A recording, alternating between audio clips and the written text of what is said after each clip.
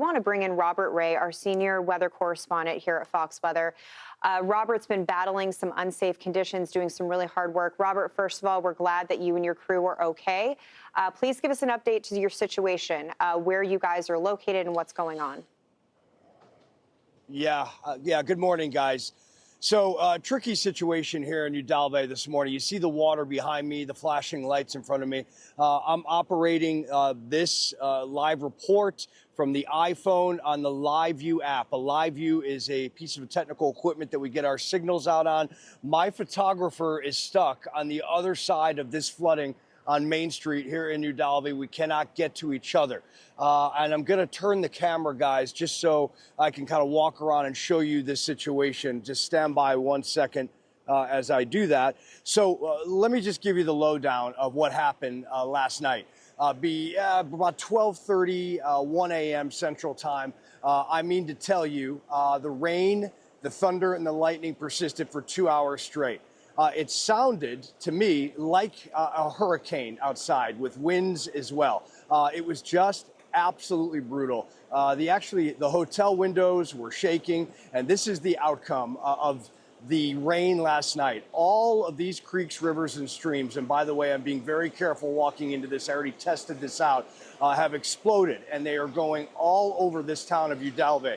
A trooper told me when I was trying to get to my photographer this morning, who came in from Austin last night, he said, you know, basically the town is split into 5 areas of flood zones right now, and it's impossible to traverse anywhere in here. This is the Taylor Slough right now, coming over a bridge, quite literally. I don't want to go any further than this because I'm in about a foot of water. Let me just see if I could show you that right now. You see my feet down there. That's what I'm dealing with right here. I just don't want to go much further.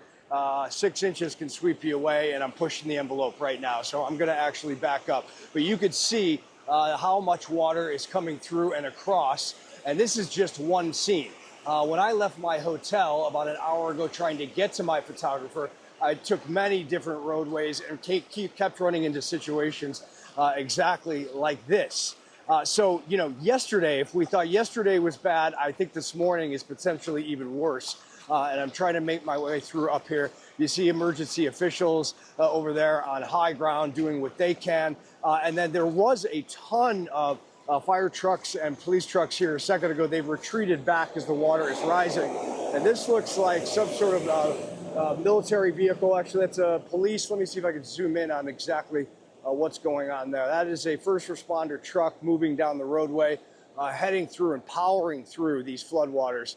That's exactly what you need to get through all of this.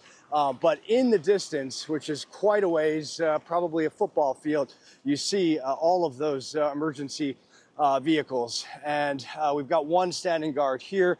This is Border Patrol. They have come in to assist all of these issues in the past few days, along with the Texas State Patrol, the Uvalde police, and also the Texas game wardens as well. So let me just flip the camera again. I'm going to try to get up to these emergency crews, and it may get a little dark here, and I'll walk as fast as I can. But, you know, yesterday we saw all these swift water rescues, at least 25, according to officials here on the ground. And I got to think that we are in a much deeper situation here this morning. Again, it's hard to explain the fury of the rain and the winds and the thunder and lightning in the middle of the night. But I will tell you, man, those windows were banging, and it sounded like there was a tropical storm or even a Cat 1 hurricane outside. That's how intense this was. I'm not surprised to see these roadways in the situation they are. And anyone watching, you know, certainly we wish we could have a better lit live shot for you, but that's the way this goes in a situation you're doing a great job, Robert. This fluid and this dangerous. But yeah, it is what it is. I'm going to try to get up there. I know that you're walking. While you're walking, I'm going to let you catch your breath. For people that are watching, what Robert's doing is really tough. You're trudging through floodwater, trying to control your breath while doing a live report, and you're giving life-saving information to Texans. So thank you, Robert, for your hard work. I do want to talk about your experience. You were talking about the winds and the rain while you're trying to sleep. We had a confirmed tornado southwest of Uvalde around 3 o'clock in the morning. And then we had multiple tornado warnings that were surrounding. I mean, if you're in downtown Uvalde, you had one to your east and one to your west that were rocking for like 2 hours and did not move. So that makes sense. Did you get an alert on your phone for a tornado warning? Because, again, it depends on where you're specifically located in Uvalde.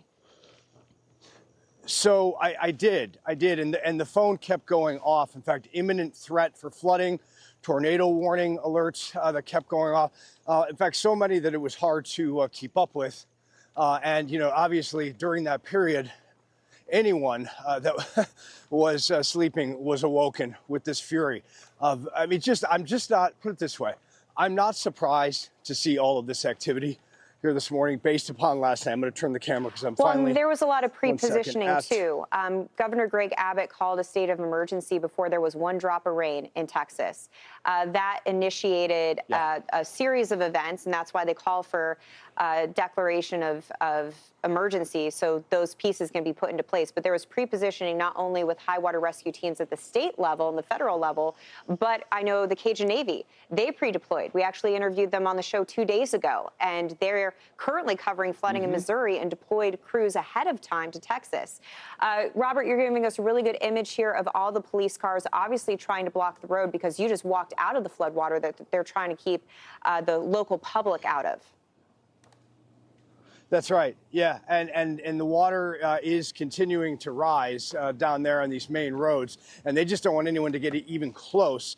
The fire trucks that came down there, they couldn't make it through that flood water. Like you saw that big truck, that emergency truck, that made it through because of how high it is. But yeah, you could see local police, or not local, it's just local. Yeah, this is Uvalde police on the ground here, and they are discussing probably what is next. And when it's this fluid, it's very tough to make decisions and figure it out, especially if there are people that are trapped and need to be rescued.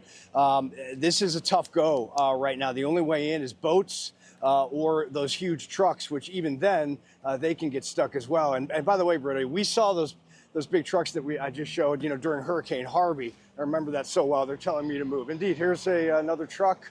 I don't know if this guy's going to just try to come through or police are going to figure this out. Oh, Texas A&M Task Force Search and Rescue. There you go. Let's see if we can just kind of get a listen in here. So, hang on. A semi got stuck. They're saying a semi just got stuck trying to go through there. But anyway, guys, I mean, that's the situation right now. I'm going to try to move as much as I can on foot and bring alternative views to this. Light should be up, in about 45 minutes, I believe, or so, and then we'll have a better view. And hopefully I can hook up with my photographer, but that may take a while. And you can see all the fire and rescue teams coming in. Yeah, be safe out there, Robert. We'll continue to check in with you throughout the morning. I know you've got more updates for the rest of the Fox family here. Be safe, and we're going to check in with you as we continue to watch all that unfolds in Uvalde, also into Kerrville.